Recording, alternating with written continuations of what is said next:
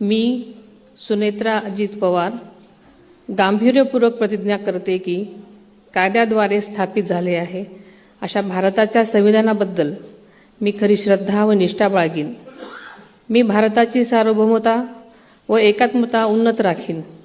मी महाराष्ट्र राज्याची उपमुख्यमंत्री म्हणून माझी कामे निष्ठापूर्वक व सद्विवेक बुद्धीने पार पाडेन आणि संविधान व कायदा यानुसार सर्व तऱ्हेच्या लोकांना मी गांभीर्यपणे व निपक्षपातीपणे तसेच कोणाच्याही विषयी ममत्वभाव किंवा आकस न बाळगता न्याय वागणूक देईन।